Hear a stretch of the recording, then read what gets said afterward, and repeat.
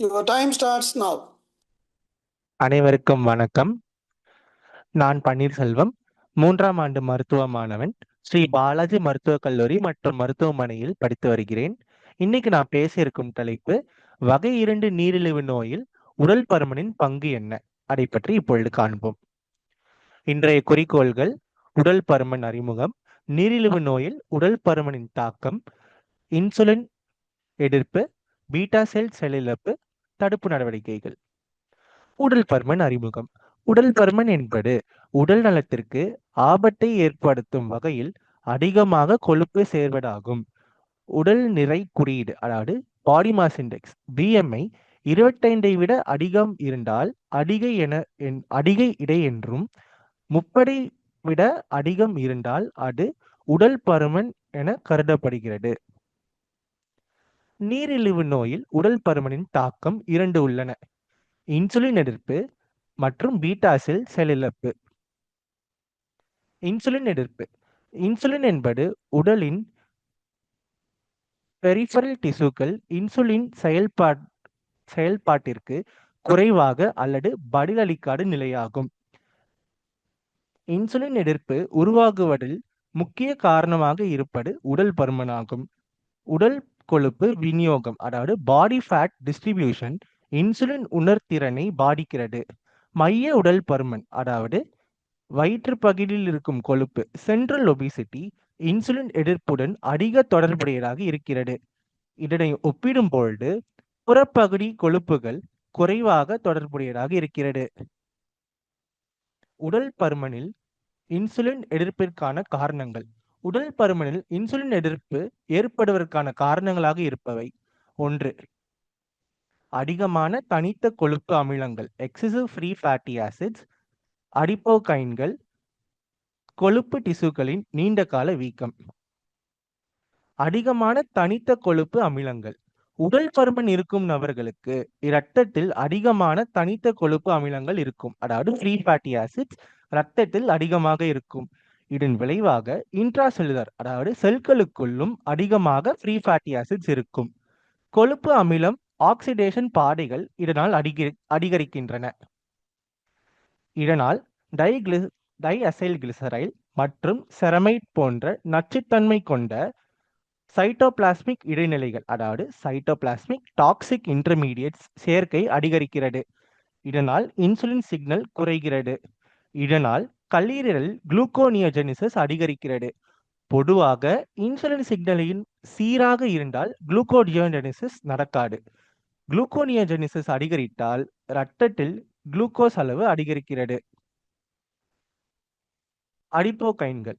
கொழுப்பு டிஷ்யூ, அதாவது adipose tissue ஒரு எண்டோக்ரைன் உறுப்பு போல் செயல்படுகிறது. இது பல்வேறு புரதங்களை இரத்தத்தில் சுரக்கிறது. இவை அடிப்போகைன்கள் அல்லது அடிப்போஸ் சைட்டோகைன்கள் எனப்படுகிறது. அடிப்போகைன்களின் வகைகள்: ப்ரோ ஹைப்பர்கிளைசிமிக் அடிப்போகைன்ஸ், உதாரணமாக சிஸ்டின், ரெட்டினால் பைண்டிங் புரதம் 4. ஆன்டி ஹைப்பர்கிளைசிமிக் அடிப்போகைன்ஸ், லெப்டின் மற்றும் அடிப்போனெக்டின், இன்சுலின் உணர்திறனை மேம்படுத்துகிறது. ஆனால் உடல் பருமனில் அடிப்போனெக்டின் அளவு குறைவதால் இன்சுலின் எதிர்ப்பு அதிகரிக்கிறது. கொழுப்பு டிஷ்யூகளின் நீண்ட கால வீக்கம். அதிகப்படியான தனித்த கொழுப்பு அமிலங்கள், அதாவது எக்ஸசிவ் ஃப்ரீ ஃபேட்டி ஆசிட்ஸ் மற்றும் குளுக்கோஸுக்கு எதிர்வினையாக வீக்கத்தை தூண்டும் சைட்டோகைன்கள் சுரக்கப்படுகின்றன. இவை இன்சுலின் எதிர்ப்பு மற்றும் பீட்டா செல் செயலிழப்பு ஆகிய இரண்டையும் ஏற்படுத்துகின்றன. இன்டர்லூக்கின் 1 பீட்டா, இன்டர்லூக்கின் 16 மற்றும் பிற சைட்டோகைன்கள் மேக்ரோபேஜஸ், ஐலட் செல்ஸ் மற்றும் பிற செல்களிலிருந்து வெளியேறி இரத்த ஓட்டத்தில் சேர்கின்றன. இவை இன்சுலின் செயல்படும் முக்கியமான இடங்களில் செயல்பட்டு இன்சுலின் எதிர்ப்பை உருவாக்குகின்றன. பீட்டா செல் செயலிழப்பு. வகை 2 நீரிழிவு நோயில் கணையத்தின், அதாவது பாங்க்ரியாஸில் இருக்கும் பீட்டா செல்கள் போதுமான இன்சுலின் சுரக்காத நிலை, இன்சுலின் எதிர்ப்பு மற்றும் உயர் இரத்த சர்க்கரை அளவு ஆகியவற்றுடன் இணைந்து பீட்டா செல் செயலிழப்பு வெளிப்படுகின்றது. பீட்டா செல் செயலிழப்பு பல காரணினால் ஏற்படுகிறது. உடல் பருமன் மற்றும் பீட்டா செல் செயலிழப்பு இதனை நம் 3 கட்டங்களாக அறிந்து கொள்வோம். ஈடு செய்யப்படும் பீட்டா செல் அதிக வளர்ச்சி, பீட்டா செல் செயலிழப்பின் ஆரம்ப நிலை, பீட்டா செல் செயலிழப்பின் தாமத நிலை. ஈடு செய்யும் பீட்டா செல் அதிக வளர்ச்சி புறட்டிசு இன்சுலின் எதிர்ப்பின் நீண்ட கால தேவைகளுக்கு பதிலாக கணையத்தின் பீட்டா செல்கள் ஆரம்பத்தில் அதிகப்படியாக வளர்கிறது. இன்சுலின் சுரப்பு அதிகரிக்கின்றது. இதனால் ஒவ்வொரு குளுக்கோஸ் அளவிற்கும் கட்டுப்பாட்டு நிலையை ஒப்பிடும் பொழுது இன்சுலின் சுரப்பு அதிகமாக இருக்கிறது. இந்த அதிக இன்சுலின் நிலை, அதாவது ஹைப்பர் இன்சுலினிமியா, புறட்டிசு இன்சுலின் எதிர்ப்பை ஈடு செய்து பல ஆண்டுகள் வரை இரத்த சர்க்கரை அளவு சாதாரணமாக வகையில் இருக்குமாறு இது உருவாக்குகிறது. இரண்டாவது, பீட்டா செல் செயலிழப்பின் ஆரம்ப நிலை.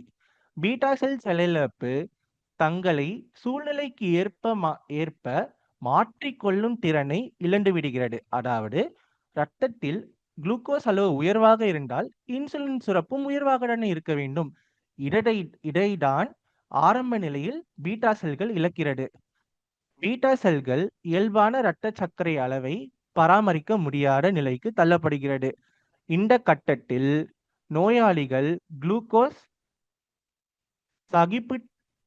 சகிப்புத்தன்மை குறைபாடு ஏற்படுகிறது. அதாவது இம்பேர்ட் குளுக்கோஸ் டாலரன்ஸ். மூன்றாவது கட்டம் பீட்டா செல் செயலிழப்பின் தாமத நிலை. பீட்டா செல் செயலிழப்பின் ஆரம்ப கட்டத்தை தொடர்ந்து இன்சுலின் சுரப்பு குறைந்து இரத்த சர்க்கரை அளவு அதிகரித்து வெளிப்படையான நீரிழிவு நோய் உருவாகிறது. வாருங்கள் இதற்கான தடுப்பு நடவடிக்கைகள் என்ன என்பதை இப்பொழுது பார்ப்போம். உணவு பழக்க மாற்றங்கள். சர்க்கரை மற்றும் கொழுப்பு அதிகம் உள்ள உணவுகளை குறைக்க வேண்டும். நார்ச்சத்து அதிகம் உள்ள உணவுகள், முழு தானியம், காய்கறி போன்ற உணவுகளை அதிகமாக சாப்பிட வேண்டும். கேலரிகள் குறைவாக இருந்தாலும் உணவில் தேவையான அனைத்து ஊட்டச்சத்துக்களும் இருக்குமாறு நாம் சாப்பிட வேண்டும். உடல் செலவிடும் சக்திக்கு சமமாக உணவு எடுத்துக்கொள்ள வேண்டும். உடற்பயிற்சி அதிகரித்தல். தினமும் உடற்பயிற்சி செய்ய வேண்டும். உடற்பயிற்சி உடலில் அதிகமாக இருக்கும் கொழுப்புகளை எரித்து உடல் எடையை குறைக்க உதவுகிறது. மற்றவை பசியை குறைக்கும் மாத்திரைகள், இரைப்பை பைபாஸ் அறுவை சிகிச்சை, மக்களுக்கு விழிப்புணர்வு அளிப்பது மிகவும் முக்கியமாகும். இதனை உலக உடல் பரும தினத்தில் நாம் அனைவரும் செய்கிறோம். குழந்தைகளுக்கு ஆரம்பத்திலேயே அதிக இடை ஆபத்து உள்ளவர்களை கண்டறிந்து தடுப்பு நடவடிக்கைகளை எடுக்க வேண்டும். நன்றி.